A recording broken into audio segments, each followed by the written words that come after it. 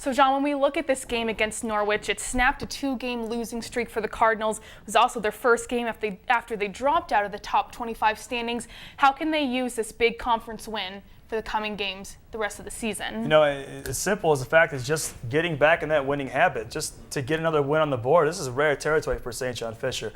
They haven't really lost 2 games in a row in quite some time, and as we mentioned before, it's been a very long time, upwards of 4 years now. They have not been in the top 25 on D3Football.com. So, I mean, they're kind of out of the national spotlight right now, but I think if you went around the country, a lot of coaches and a lot of teams would agree that this is a top 25 team. They have top 25 talent and top 25 experience as well. So I would not count this team out, and really it's just a good feeling for them to get a win under their belts once again after a tough stretch. And John, despite the fact that Springfield is tied for last in the conference in record this season, what can we look for in this game this weekend? Well, what you won't see, for one thing, is going to be Chris Sharp, and that's really good for Fisher because he put a hurting on them a couple games throughout his career, but he's now playing professional ball in Finland. They don't have to worry about him anymore. Whether we'll see a triple option style offense or not, we'll see, but either way, this Springfield team is certainly without. And when it comes to the lack of a great player. He was the National Player of the Year in Division III football only 2 seasons ago, so certainly losing a talent like that is going to affect your program, and that's been reflected in their Empire 8 standing thus far. So Fisher is going to have an easier game than they have in years past against the Springfield Pride, but certainly not a rollover game, and if you're Fisher, you're definitely not taking any games for granted, considering the loss to Hartwick and Salisbury. I mean, every game from here on out is an absolute must-win, especially in the conference. And as was promised here on FSD, we've got some volleyball action for you. The volleyball team won 2 matches last Saturday at Russell Sage College. The Cardinals defeated host Russell Sage 3-1 and kept rolling as they also topped Clarkson University by a 3-1 margin. Alyssa Ziobrowski led Fisher with 14 kills and 4 aces against Russell Sage and added 10 kills along with 16 digs against Clarkson. Jenna Waldron had double-digit digs in both games with 14 against Russell Sage and 20 versus Clarkson.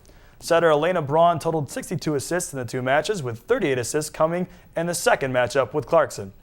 If you've noticed a trend of the same key players performing well for the volleyball team, well, then you're right.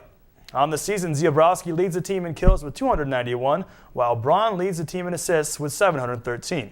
Defensively, Fisher is led by Waldron's 555 digs, while sophomore Cindy Canifer has a team-best 123 total blocks. The 2-win weekend improved the ladies' overall record to 16-10. With their key players rolling, the Cardinals have been on a tear, winning 4 out of their last 5 matches over the last 2 weeks. And the accolades for athletes wouldn't end there, as the college has named Luke Lennox of the men's soccer team as the college's Male Athlete of the Week for the week ending October 19th, 2008. And in 1-0-1 week for the Cardinals, Lennox led the squad with a pair of goals, both of which came in a 2-1 win over Elmira College in the Empire 8 action last Saturday. The Cardinals battled Ithaca to a scoreless tie on Sunday to wrap up the week. The 2 goals against the Soaring Eagles upped his season total to 5 goals. His second goal came in the 71st minute and was the game winner. Lennox, the reigning Empire 8 Player of the Year, leads the Cardinals this season with 14 points, 5 goals, and 4 assists, all team bests. Lennox also leads the way by scoring on 26% of his shots taken this season. Congratulations, Luke. The Female Athlete of the Week here at Fisher is Megan G. The sophomore forward found her scoring touch and helped propel the women's soccer team to 3 straight victories in the Empire 8 Conference. G paced the Cardinals with 2 goals in their 5-0 win over visiting Hartwick College last Sunday.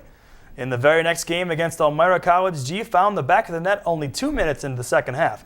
It was the all-important game-winning goal as Fisher came away with a 1-0 victory. On the season, G leads Fisher with 5 goals, 3 of which were game winners, and is second on the team with 10 points.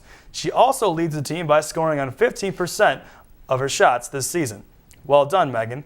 That will do it for us on this week's edition of FSD. Once again, my name is John Zinni, sitting alongside Sloan Martin. Thanks so much for tuning in. We'll see you right here on Fisher Sports Desk next week.